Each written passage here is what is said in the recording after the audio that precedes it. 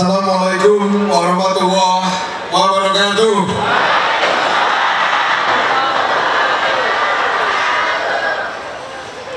Ripun kabar Ibu? Alhamdulillah. Wis makan dulu? Mudah-mudahan disiapin makan sama panitia. Yang saya hormati, ini saya peserta lomba pidato keberapa ini ya? Yang saya hormati Pak Staf Ahli Mendagri dan Pemerintahan, Pak Dr. Suhajar, kemudian Syekh Ali Jaber. Saya agak kaget tadi ketemu saya di sini. Sebelumnya nggak pernah ketemu, ternyata orangnya keren. Kayak orang Arab.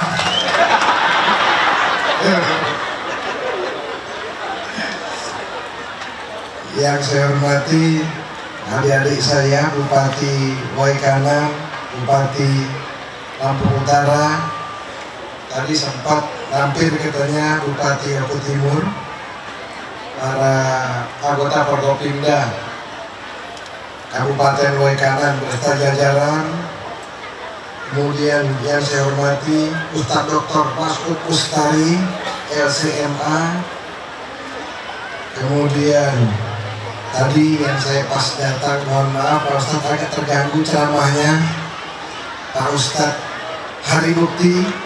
Beliau ini orang yang sangat totalitas. Saya tahu persis maka beliau menyampaikan tadi apa adanya. Saya masih ingat karena ketika beliau nyanyi pun sampai patah kaki di depan saya.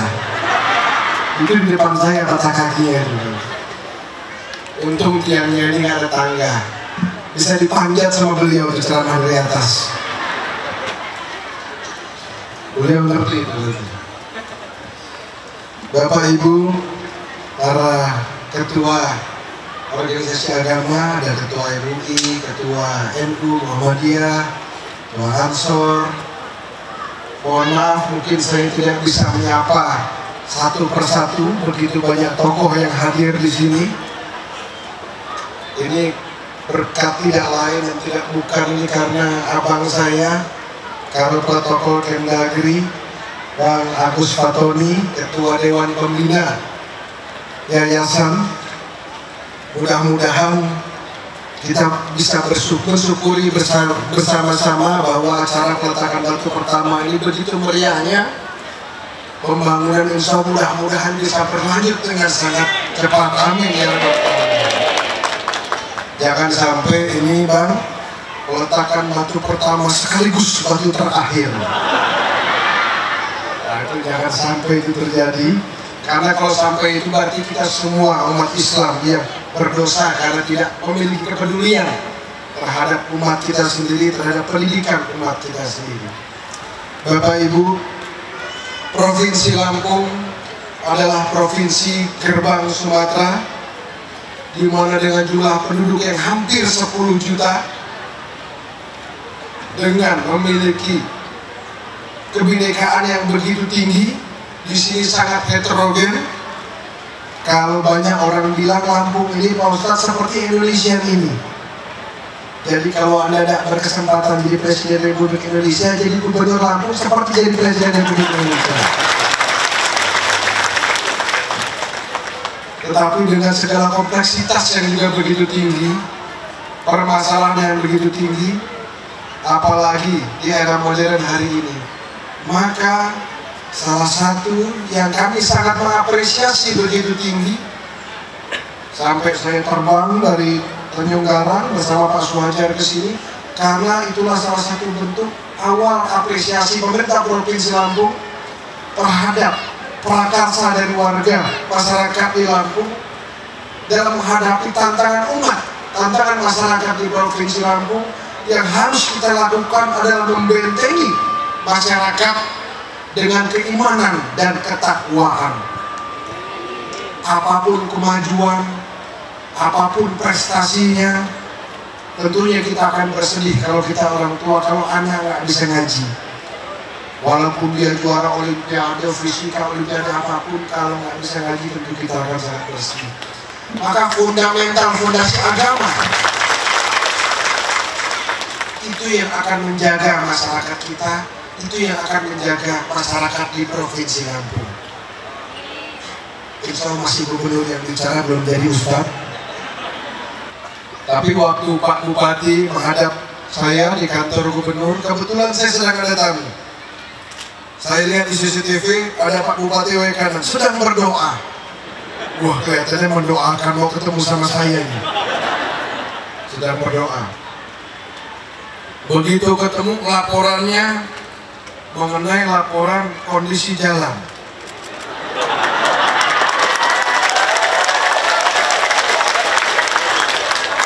Laporannya mengenai laporan kondisi jalan. Bahwa alhamdulillah Pak Gubernur, jalan di Provinsi Waikanan penuh tantangan.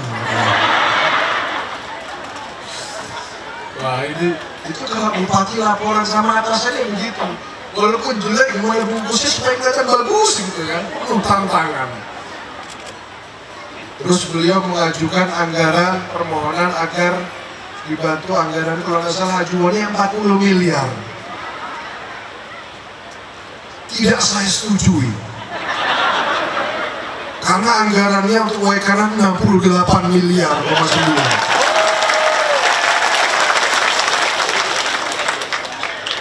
ya kalau saya setujui berarti harus saya kurangi dong. Jadi tidak saya setujui. Itu baru masih tahun anggaran ini 2017. Insya Allah nanti di pertengahan tahun ada anggaran perubahan.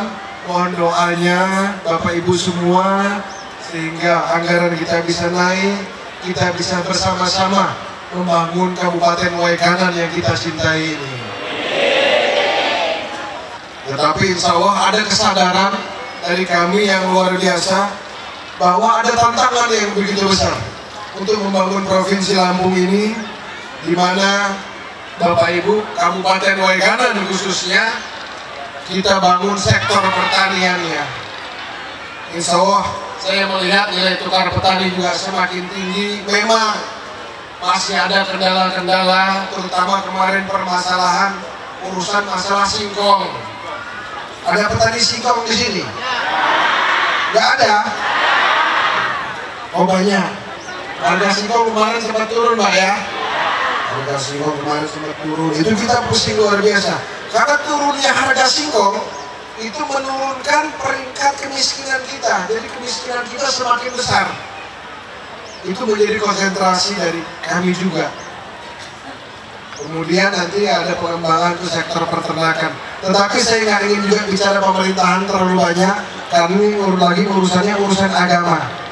Urusan agama. Urusan rakor masih 2 kilo lagi dari sini.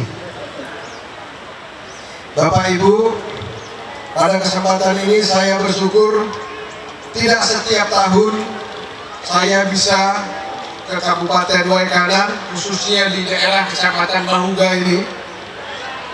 Bahuga, dan ini kecamatan-kecamatan yang pemecahannya begitu banyak.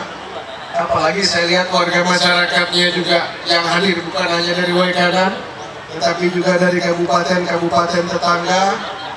Suatu wadah silaturahmi, di mana dengan kita semakin bersilaturahmi, insya Allah rahmat dan nikmat Allah akan semakin dilimpahkan kepada kita semua. Amin ya rabbal alamin. Kemudian kembali saya bicara mengenai pondok pesantren, bahwa pesantren adalah benteng keimanan, ketakwaan di tengah-tengah masyarakat kita di Provinsi Lampung ini khususnya. Maka saya berharap kepada para pengurus pondok pesantren bisa bekerja sama dengan pemerintah daerah dalam rangka menjaga masyarakat kita secara bersama-sama. Ada di Provinsi Lampung ini Bapak Ibu pesantren-pesantren terkenal banyak. Yang datang ke pesantren itu bukan hanya dari kabupaten, bukan hanya seprovinsi Lampung, bahkan dari provinsi-provinsi yang lain. Datang kalau acara haul segala macam itu penuh, rame. Tetapi hanya 3-4 kilo, 5 kilo dari situ sarang begal. Kemudian sarang narkoba, sarang preman. Apakah ini salah masyarakat? Tidak juga. kita semua memiliki tanggung jawab di situ. Tanggung jawab pemerintah dalam rangka mengentaskan kemiskinan sehingga masyarakat punya pekerjaan untuk kesejahteraan. Tanggung jawab para alim ulama adalah memastikan bahwa umat Islam terjaga akhlaknya, terjaga keimanan dan ketakwaannya. Jadi jangan nunggu di dalam pesantren saja. Hablum minannasnya itu ke masyarakat sekitar. Kalau konsep militer itu pembinaan teritorial terbatas gitu. Jadi di sekeliling juga dipastikan masjid di sekeliling pondok pesantren itu memang hidup, dihidupi masjid-masjidnya. Dikirim para santri, para ustadznya untuk menjadi imam di masjid-masjid sekitarnya. Bisa radius 3 kilo, bisa radius 5 kilo, bisa radius 10 kilo. Sehingga kehadiran pondok pesantren dirasakan betul di tengah-tengah masyarakat. Jangan ketika pada saat haul berpuluh-puluh bis datang dari provinsi lain, tetapi habis itu laporannya kehilangan motor, kehilangan sapi. Saya dengar juga di Waikanan dulu banyak kehilangan sapi, betul nggak? Dulu kan? Sekarang masih? Masih. Atau sudah tidak ada kehilangan sapi lagi karena sapinya sudah habis.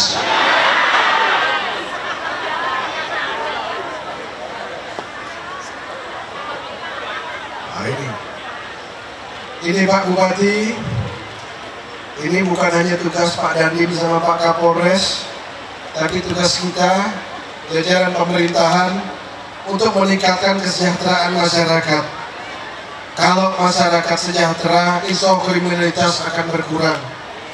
Karena kemiskinan adalah pangkal dari kekufuran. Dan pengentasan kemiskinan bukan tugas pondok pesantren, tetapi lebih pada tugas pemerintah daerah.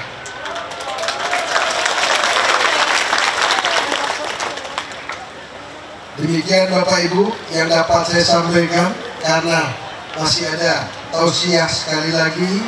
Saya berterima kasih atas kehadiran Bapak Ibu. Kita bisa bersama-sama bersilaturahim dalam peletakan batu pertama pondok pesantren ini. Mudah-mudahan kita doakan sama-sama pondok pesantren ini dapat segera terbangun dan memberikan manfaat buat anak-anak kita, seluruh warga masyarakat di Kabupaten Waikanan ini pada khususnya. Amin ya rabbal alamin. Terima kasih. Kurang lebihnya saya mohon maaf. Bila taufiq wal hidayah, wa muwaffiq ila ithoriq. Wassalamualaikum warahmatullahi wabarakatuh.